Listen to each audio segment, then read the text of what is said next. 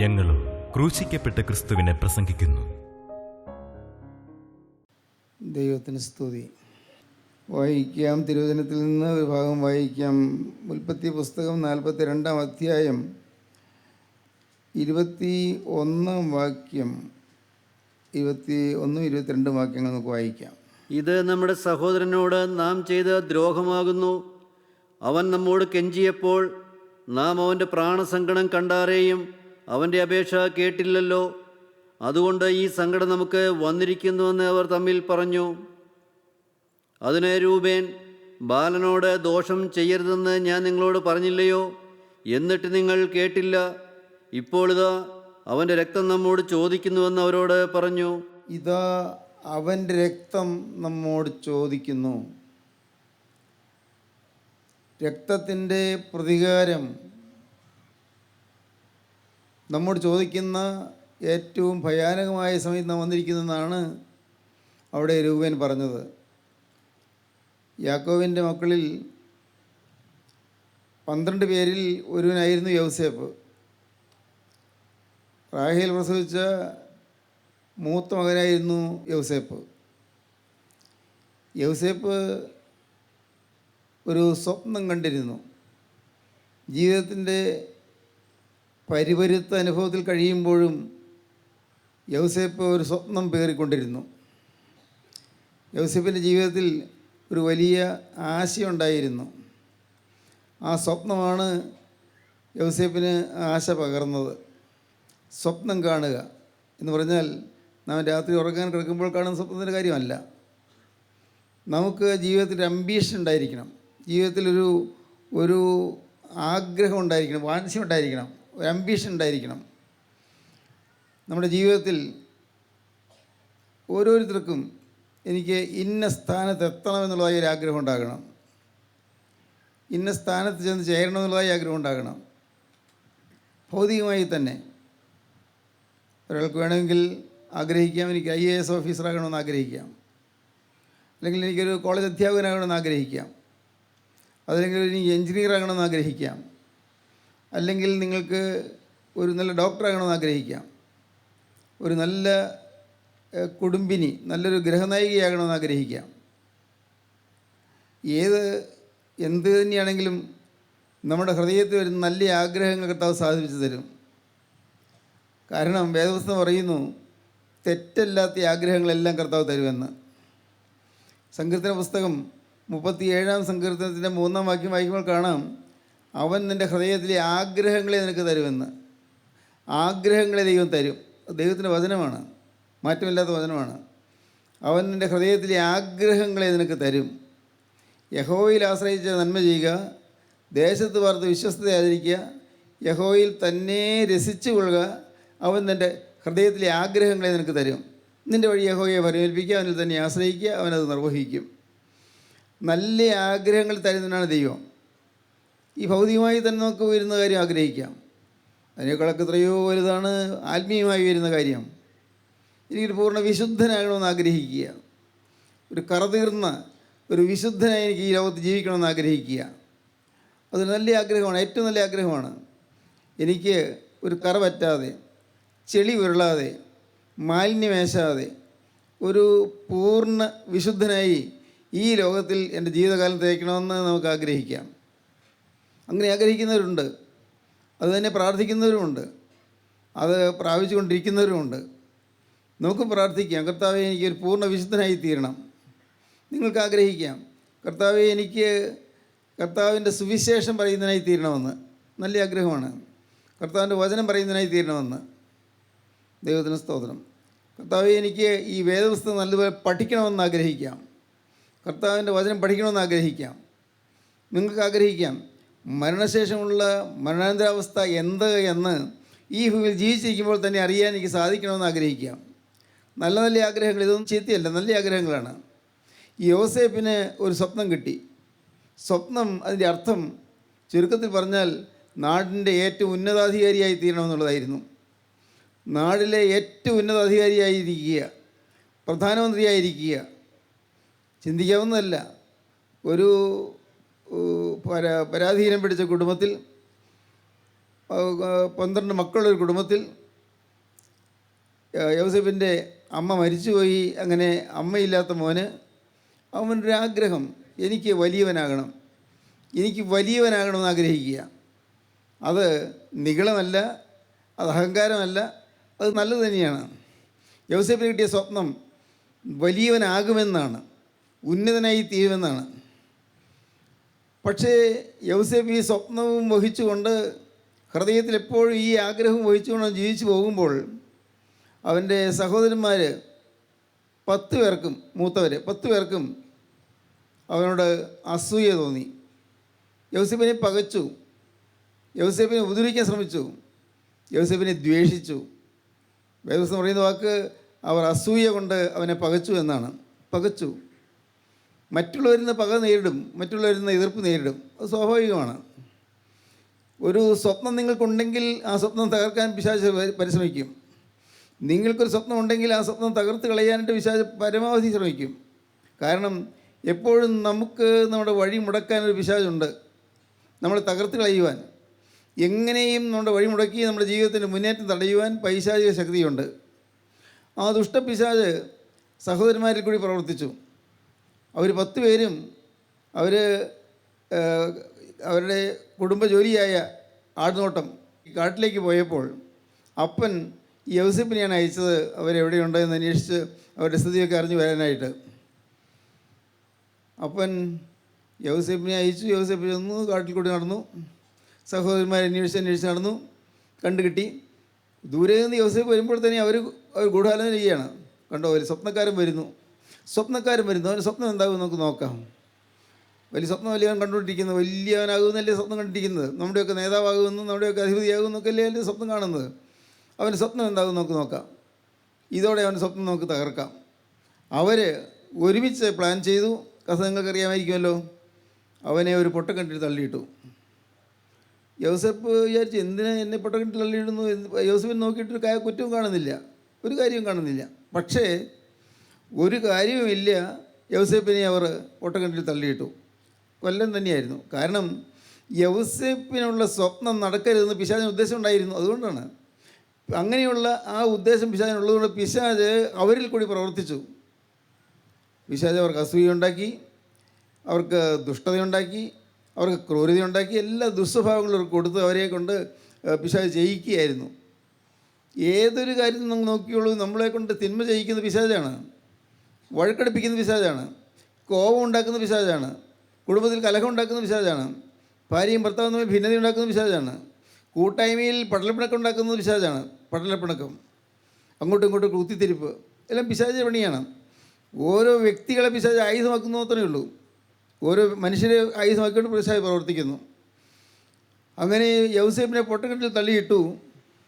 ദേഹമാസകലം ചെളിയും തള്ളിയിട്ടപ്പോഴുണ്ടാകുന്ന ശരീരത്തിൻ്റെതായ പരുക്കുകളും എല്ലാമായിട്ട് അവിടെ കടന്നപ്പോഴും അവൻ ഓർത്തു, എനിക്ക് ദൈവം തന്നൊരു സ്വപ്നമുണ്ടല്ലോ, ആ സ്വപ്നം നിറവേറുമല്ലോ, അതിനെന്താ പോംവഴി?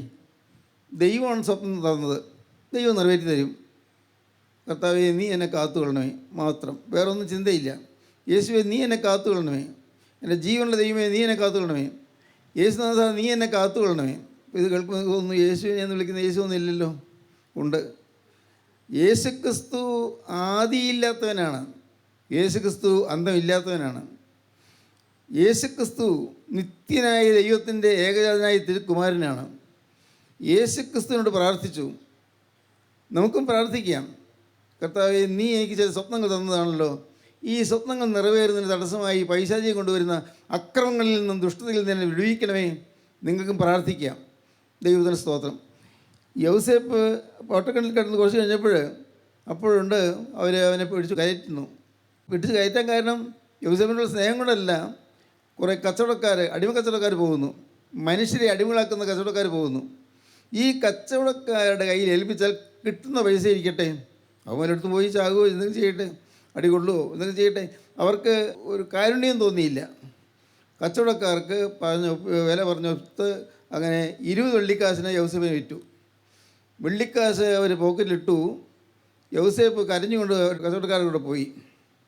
കച്ചവടക്കാർക്ക് വൃത്തിയുണ്ട്. ആ കാലത്ത് അടിമകളെ ചൂടുവയ്ക്കും. ചൂടടയാളം. ഇന്നൊക്കെ ഈ കന്നുകാലിയൊക്കെ കൊണ്ടുപോകുമ്പോൾ ചില കന്നുകാലികൾക്ക് ചൂടടയാളമുണ്ട്. അതുപോലെ അന്ന് മനുഷ്യരെ അടിമകളെ കൊണ്ടുപോകുമ്പോൾ അന്ന് തന്നെ ഇരുമ്പ് കൊഴിപ്പിച്ച് തുടയിൽ വയ്ക്കും. തുടയിലെ മാംസവും തൊലിയും കൂടി ഉരുകി അവിടെ ഒരു പാടുണ്ടാകും. അവൻ വേദനിച്ച് വളഞ്ഞാൽ എന്താണ്, ഒരു അടിമയല്ലേ, കൊല്ലം പോലും ഉടമസ്ഥന് അവകാശമുണ്ട്. അതുകൊണ്ട് അങ്ങനെ അടിമയായി അവന് അടയാളം വെച്ച് കച്ചവടക്കാരനെ കൊണ്ടുപോയി, ദൂരെ കൊണ്ടുപോയി. ആഹാരം കൊടുത്തു, അല്ലെങ്കിൽ കൊടുത്തു കാണും, കുറച്ചിങ്ങനെ വല്ല നിസ്സാരാഹാരം കൊടുത്തു കാണായിരിക്കും. ഏതായാലും യൗസേപ്പ് പീഡ അനുഭവിച്ചവരുടെ കൂടെ നടക്കുമ്പോൾ യൗസേപ്പ് ഓർത്തു, എനിക്ക് പണ്ട് സ്വപ്നം ഉണ്ടായിരുന്നു, എനിക്കെൻ്റെ കർത്താവ് ഒരു സ്വപ്നം തന്നിരുന്നു. ആ സ്വപ്നം മനസ്സിൽ നിൽക്കുകയാണ്. ഞാൻ ഉന്നതനാകും, ഞാൻ വലിയവനാകും, ഞാൻ ഉയർന്നു പോകും. ആ സ്വപ്നം മനസ്സിൽ പേറിക്കൊണ്ട് യൗസേപ്പ് അവരുടെ കൂടെ പോയി. അതുകൊണ്ട് ഈ സ്വപ്നം ഉള്ളിലുള്ളത് കൊണ്ട് നേൽക്കുന്ന പ്രയാസങ്ങളൊന്നും മനസ്സിനെ അലട്ടിയില്ല. അതൊരു പ്രത്യേക കാര്യമാണത്.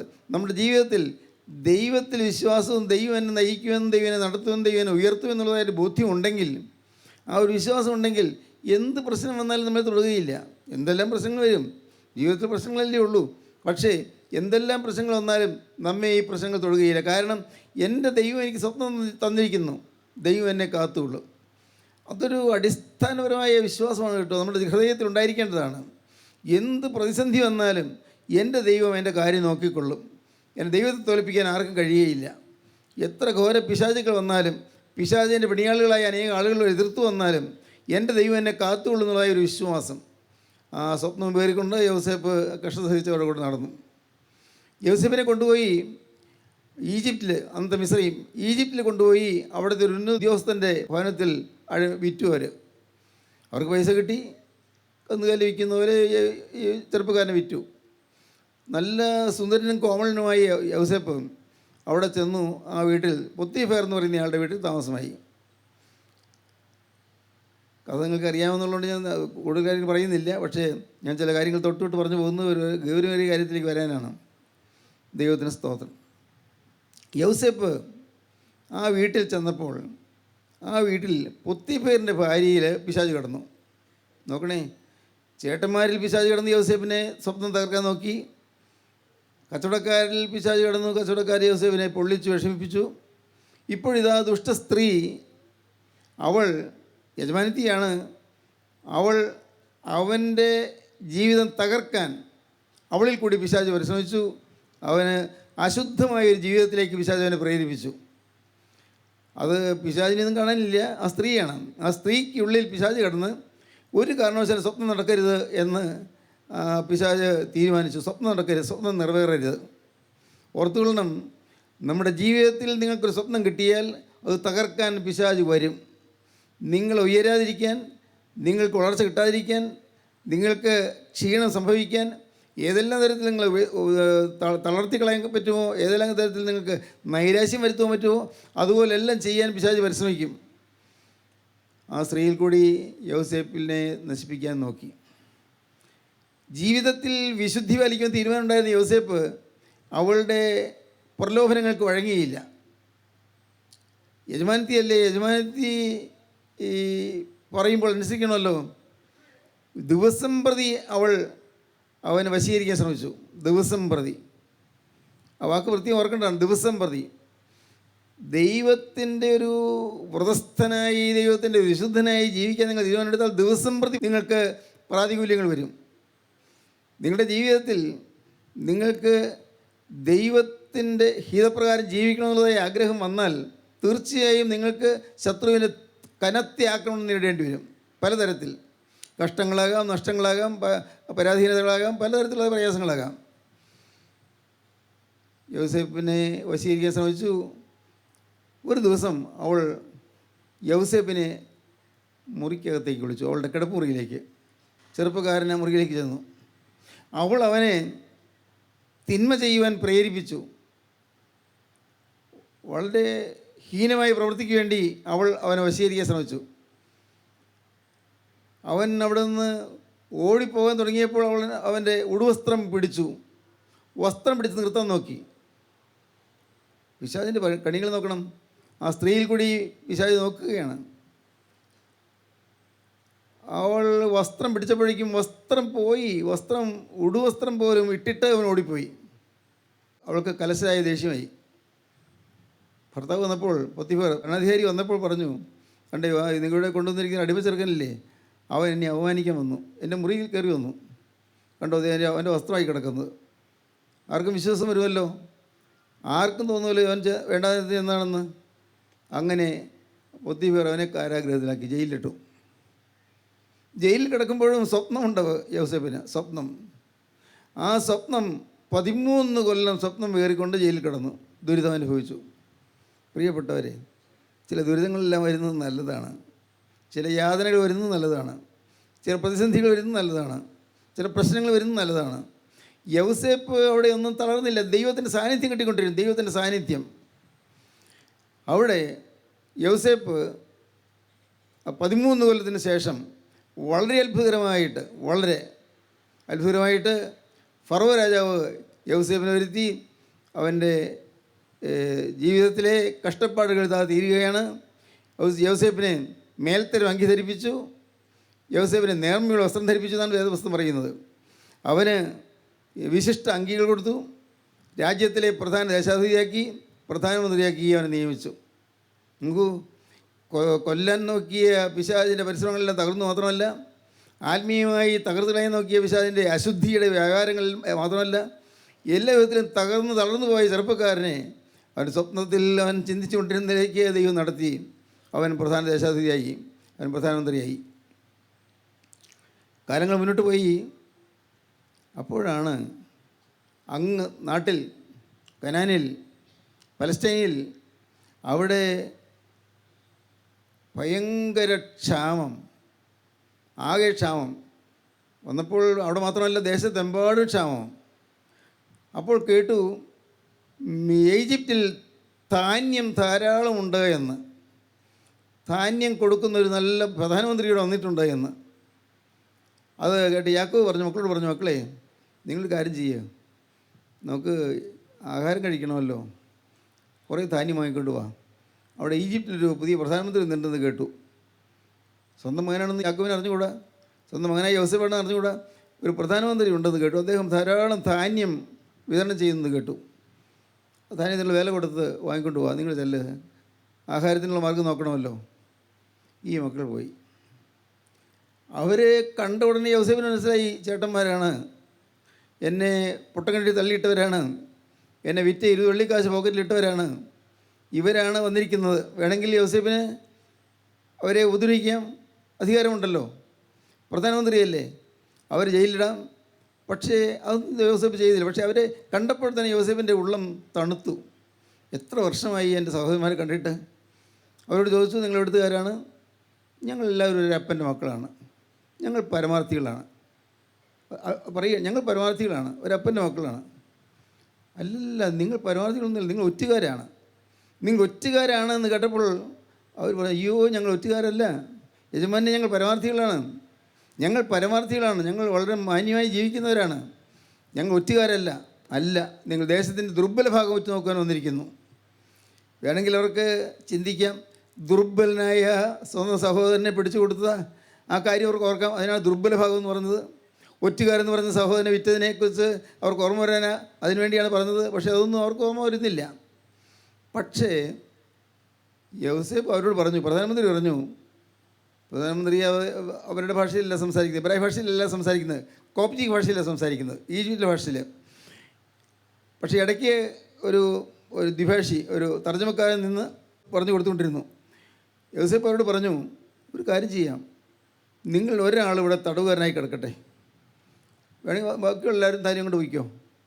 അയ്യോ അങ്ങനെ പറയില്ല യജമാനെ, ഞങ്ങൾ ഒരാൾ ഇട്ടിച്ച് പോകാൻ നിർവാഹമില്ല. ഇല്ല, കുഴപ്പമില്ല, നിങ്ങൾ ചെയ്യണം.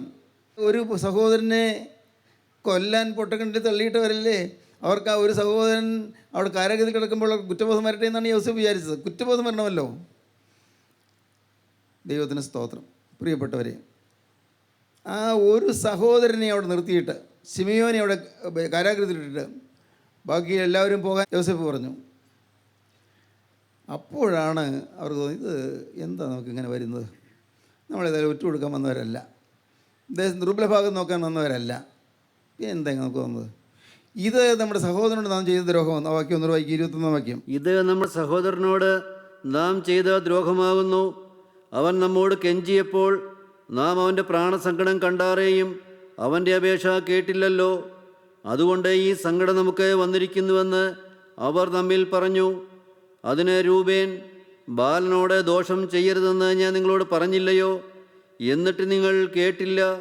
ഇപ്പോൾ ഇതാ അവൻ്റെ രക്തം നമ്മോട് ചോദിക്കുന്നുവെന്ന് അവരോട് പറഞ്ഞു. ദൈവത്തിന് സ്തോത്രം. ഇപ്പോൾ ഇതാ അവൻ്റെ രക്തം നമ്മോട് ചോദിക്കുന്നു. അന്ന് നാം കരുണ കാണിച്ചില്ല. നമ്മുടെ സ്വന്തം സഹോദരനെ നാം ഒറ്റിക്കൊടുത്തു. സ്വന്തം സഹോദരനെ വിറ്റ് കാശാക്കി, സ്വന്തം സഹോദരനെ കൊല്ലുവാൻ നോക്കി. ഇത് നമ്മുടെ സഹോദരനോട് ചെയ്ത ദ്രോഹമാകുന്നു. തിരിച്ചടി വരികയാണ്. അവർക്ക് മനസ്സിലായി, തിരിച്ചടി വരികയാണ്. നാം ചെയ്ത തിന്മയ്ക്ക് നാം തിരിച്ചടി നേരിടുകയാണ്. ഇത് നമ്മുടെ സഹോദരനോട് ചെയ്ത ദ്രോഹമാകുന്നു. അവൻ രക്തം നമ്മോട് ചോദിക്കുന്നു, അവൻ്റെ രക്തം നമ്മോട് ചോദിക്കുന്നു. സഹോദരനെ അവനെ ഇപ്പോൾ പ്രധാനമന്ത്രിയായി എന്ന് അവർക്ക് അറിഞ്ഞുകൂടല്ലോ. ഏതോ കാട്ടുമൃഗം തിന്നുപോയി എന്നൊക്കെ പറഞ്ഞല്ലേ അവരപ്പനൊക്കെ വെച്ചെന്താ അവൻ്റെ വസ്ത്രം, ചോര വരേണ്ട വസ്ത്രം കാണിച്ചു കൊടുത്തത്. ഈ യൗസേപ്പ് മരിച്ചുപോയി എന്നാണ് അവരും ധാരണ. ഇത് നമ്മുടെ സഹോദരനോട് ചെയ്ത് ദ്രോഹമാകുന്നു. അവൻ്റെ രക്തം നമ്മോട് ചോദിക്കുന്നു. പ്രിയപ്പെട്ടവരെ, ഈ വാക്യത്തെ ആസ്പദമാക്കി ഈ പശ്ചാത്തലത്തിൽ നിന്നുകൊണ്ട് ചില ഗൗരവമേറിയ പാഠങ്ങൾ തരാൻ ഞാൻ ആഗ്രഹിക്കുകയാണ്. ദൈവത്തിന് സ്തോത്രം. ഇത് നമ്മുടെ സഹോദരനോട് ചെയ്ത് ദ്രോഹമാകുന്നു. ഓരോ സംഭവങ്ങൾ കാണുമ്പോഴും ഓർത്തുകൊള്ളണം, നമ്മുടെ ജീവിതത്തിൽ ഏതെങ്കിലും കാര്യങ്ങളുടെ തിരിച്ചടിയാണോ ഇത് എന്ന്. നമുക്ക് ചില പ്രതിസന്ധികൾ വരുമ്പോൾ ഓർത്തുകൊള്ളണം, എന്തോ ചില കാരണങ്ങളുണ്ട്. നമ്മുടെ ജീവിതത്തിൽ ചില അത്യാപത്തുകൾ വരുമ്പോൾ ഓർത്തുകൊള്ളണം, എവിടെയോ ചില കാര്യങ്ങൾ പതിയിരിപ്പുണ്ട്, തെറ്റുണ്ട്. ജീവിതത്തിൽ നമുക്ക് ചില കഷ്ടങ്ങളോ നഷ്ടങ്ങളോ വരുമ്പോൾ ഓർത്തുകൊള്ളണം, എവിടെയോ പാകപ്പിഴ വന്നിട്ടുണ്ട്. ഇത് നമ്മുടെ സഹോദരനോട് ചെയ്ത് ദ്രോഹമാകുന്നു. അവൻ രക്തം നമ്മോട് ചോദിക്കുന്നു, അവൻ്റെ രക്തം നമ്മോട് ചോദിക്കുന്നു. രക്തപ്രതികാരകൻ, രക്തപ്പഴി, രക്തപ്പക. ദൈവത്തിന് സ്തോത്രം. മറക്കരുത്, ഗൗരവമേറിയ കാര്യമാണ് പറയുന്നത്. നമ്മുടെ ജീവിതത്തിൽ നാം ജീവിച്ച ഈ കാലയളവിനുള്ളിൽ എന്തെല്ലാം തെറ്റുകളാണ് നമുക്ക് വന്നിട്ടുള്ളത്, എല്ലാം ദൈവം കാണുന്നുണ്ട്, എല്ലാം ദൈവം അറിയുന്നുണ്ട്. ദൈവത്തിന് സ്തോത്രം. എല്ലാം കാണുന്ന ദൈവം, എല്ലാം തൂക്കി നോക്കുന്ന ദൈവം, ഹൃദയങ്ങളെയും അന്തരിന്ദ്രിയങ്ങളെയും ശോധന ചെയ്യുന്ന ദൈവം എല്ലാം കാണുന്നുണ്ട്. ഒന്നും മറയ്ക്കാൻ സാധ്യമല്ല. നമുക്ക് ചില തിരിച്ചടികൾ വരുമ്പോൾ നാം നിരാശപ്പെടുകയല്ല വേണ്ടത്, നാം അനുദപിക്കണം. എൻ്റെ കർത്താവേ, എനിക്ക് അന്ന് പറ്റിയ തെറ്റ്, വർഷങ്ങൾക്ക് മുൻപ് പറ്റിയ തെറ്റ് ഇപ്പോൾ എൻ്റെ പിന്നാലെ വരുന്നു, പാവം എൻ്റെ പിന്നാലെ വരുന്നു, എന്നെ പിടികൂടാൻ വരുന്നു. സ്തോത്രം. പ്രിയപ്പെട്ടവരെ, നരകാഗ്നിയിലേക്ക് പോകാതിരിക്കണമെങ്കിൽ ഇന്ന് ക്രിസ്തു ഹൃദയത്തിലേക്ക് വരണം. ഹൃദയത്തിലേക്ക് ക്രിസ്തു വരണം. വെളിച്ചം വരുമ്പോൾ ഇരുൾ മാറുന്നതുപോലെ ക്രിസ്തു വരുമ്പോൾ പാവമെല്ലാം അകന്നു പോയിക്കൊള്ളും, എല്ലാ തിന്മയും മാറിപ്പോയിക്കൊള്ളും. വന്നുപോയ പാവങ്ങളെല്ലാം കർത്താവ് ക്ഷമിച്ചു തരും, എല്ലാം കഴുകപ്പെടും. വിശ്വസിക്കൂ പ്രിയപ്പെട്ടവരെ. എന്തെല്ലാം കുതന്ത്രങ്ങൾ മെനഞ്ഞാലും, ഏതെല്ലാം വൈരാഗ്യങ്ങൾ വെച്ചുകൊണ്ടിരുന്നെങ്കിലും, ഏതെല്ലാം തരത്തിൽ ശത്രുത്വം പുലർത്തിക്കൊണ്ടിരുന്നെങ്കിലും, ഏതെല്ലാം തരത്തിൽ മറ്റുള്ള ഉപദ്രവം ചെയ്തതാണെങ്കിലും എല്ലാം എല്ലാം എല്ലാം കഴുകിമാറ്റും. എങ്ങനെ? യേശു ക്രിസ്തുവിൻ്റെ രക്തം സകല പാപവും പൊക്കുന്നതുമായി ശുദ്ധീകരിക്കുന്നു. ഇന്ന് നടക്കണം പ്രിയപ്പെട്ടവരെ. ഇന്ന് ജീവിതം കർത്താവിൻ്റെ കരങ്ങളിലേക്ക് കൊടുക്കണം. ഇന്ന് തന്നെ ജീവിതം കർത്താവിൻ്റെ കരങ്ങളിലേക്ക് കൊടുക്കുക. കർത്താവേ, ഞാനിതാ വന്നിരിക്കുന്നു. ഇനി എനിക്കൊരു വചനം കേൾക്കാൻ വന്നില്ലെങ്കിലും ശരി, കർത്താവേ, ഇന്ന് ഞാൻ ഈ ഭൂമിയിൽ നിന്ന് മാറ്റപ്പെട്ടാലും ശരി, എൻ്റെ കരുണയുള്ള കർത്താവേ, എൻ്റെ ജീവിതത്തിൽ പാവമൊന്നും ബാക്കി നിൽക്കരുതേ. നിൻ്റെ തിരുരക്തത്താൽ എന്നെ കഴുകണമേ. എന്തെല്ലാം തെറ്റുകളാണ് കർത്താവേ വന്നുപോയത്. ഓർക്കുമ്പോൾ എനിക്ക് പേടിയാകുന്നു, ഓർക്കുമ്പോൾ ഭയമാകുന്നു. എൻ്റെ കർത്താവേ, ഞാൻ പേടിച്ച് വിറച്ചു പോകുന്നു. എൻ്റെ പാവങ്ങൾ എത്ര ക്രൂരപാതകങ്ങളായിരുന്നു. എത്ര ഹീനമായ ജീവിതമാണ് ഞാൻ നയിച്ചത്, എത്ര മ്ലേച്ഛതയുള്ള ജീവിതമാണ് നയിച്ചത്. മദ്യപാനാസക്തി കൊണ്ട് ഞാൻ ജീവിതം മുടിച്ചു കളഞ്ഞവനാണ്. കർത്താവേ, എനിക്ക് തെറ്റുപറ്റിപ്പോയി. ഞാൻ എൻ്റെ ഭാര്യയെ ഉപദ്രവിക്കുകയും അവളെ നിഷ്ഠുരമായി ഞാൻ അടിക്കുകയും ചെയ്തു പോയവനാണ്. ഞാൻ മാതാപിതാക്കളെ അനുസരിച്ചേക്കാത്തവനാണ്, മാതാപിതാക്കൾക്ക് ബഹുമാനം കൊടുക്കാത്തവനാണ്.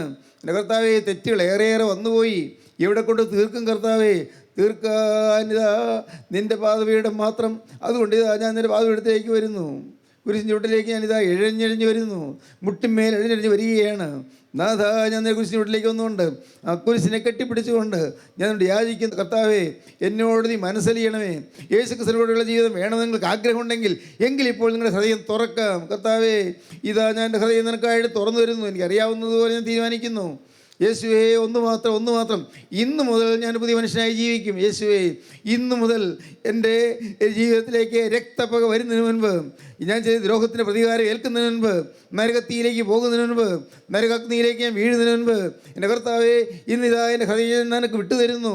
എൻ്റെ പേര് ജീവൻ്റെ പുസ്തകത്തിൽ എഴുതി ചേർത്ത് സ്വർഗീയ പൗരത്വം എനിക്ക് തരണമേ. ഹല്ലേലൂയ. സ്വർഗീയ പൗരത്വം. അങ്ങനെ നിങ്ങൾ പ്രാർത്ഥിക്കുന്നുണ്ടോ എങ്കിൽ നിങ്ങളൊരു കാര്യം തീരുമാനിക്കണം. ഇന്നു മുതൽ യേശുവേ ഞാൻ നിന്റെ വകയായി ജീവിക്കും, പാവം തൊടുകയില്ല, ഇനിമേൽ ഞാൻ പുതിയ മനുഷ്യനായിരിക്കും, പുതിയ സൃഷ്ടിയായിരിക്കും. പ്രാർത്ഥിച്ചാൽ മാത്രം കരങ്ങൾ ഉയർത്തുവീൻ. Hallelujah, hallelujah, hallelujah, hallelujah, hallelujah, hallelujah. കാരുണ്യവാനായ ഞങ്ങളുടെ സ്വർഗീയ പിതാവേ, ഈ മഹത്വപൂർണ്ണമായ സുദിനത്തിനായി ഞങ്ങൾ നിന്നെ സ്തുതിക്കുന്നു. ഈ മനോഹരമായ സമയത്ത് അവിടെ ഞങ്ങളുടെ മധ്യത്തിലുള്ളതിനായി ഞങ്ങൾ നിന്നെ സ്തുതിക്കുന്നു. നാഥ, നിൻ്റെ സാന്നിധ്യം തന്ന കൃപയ്ക്കായി ഞങ്ങൾ നിന്നെ സ്തോത്രം ചെയ്യുന്നു. ഞങ്ങൾക്ക് അർഹതയില്ല പിതാവേ, ഞങ്ങൾക്ക് യോഗ്യതയില്ല. ഈ നിത്യസ്നേഹത്തിന് ഞങ്ങൾക്ക് യാതൊരു അർഹതയുമില്ല. ഞങ്ങൾ പാപം ചെയ്ത മക്കളാകുന്നു കർത്താവേ. ഞങ്ങൾ തിന്മയുണ്ട് കർത്താവേ, എല്ലാം തിരുഭാഗങ്ങൾ താഴ്ത്തി വെച്ചിരിക്കുന്നു കർത്താവേ. ഇനിമേലൊരു പാവവും നീ എടുക്കുകയില്ലെന്ന് തീരുമാനിക്കുന്നു കർത്താവേ. ഇന്ന് ഇതാ ഉപേക്ഷിക്കുന്ന സകല പാവത്തോട് യാത്ര പറഞ്ഞ്, വൈരാഗ്യ ഹൃദയത്തോട് യാത്ര പറഞ്ഞ്, സ്നേഹമുള്ളൊരു ഹൃദയമുള്ളവരായി ജീവിപ്പാൻ എന്നെ തന്നെ ഞാൻ സമർപ്പിക്കുന്നു കർത്താവേ. നാഥാ, ഈ മക്കളെല്ലാവരെയും സമർപ്പണത്തിലേക്ക് നയിക്കണമേ, എല്ലാവരെയും അനുഗ്രഹിക്കണമേ, എല്ലാവരെയും കൃപയിൽ കാത്തു പരിപാലിക്കണമേ, അടുത്ത രണ്ടാമത്തവർ വേണ്ടി ഒരുക്കണമേ. യേശു ക്രിസ്തുവിൻ്റെ മഹത്വപൂർണ്ണമായ നാമത്തിൽ പ്രാർത്ഥിക്കുന്ന കുറയോടെ കേൾക്കണമേ. ആമീൻ. ഹല്ലേലൂയ.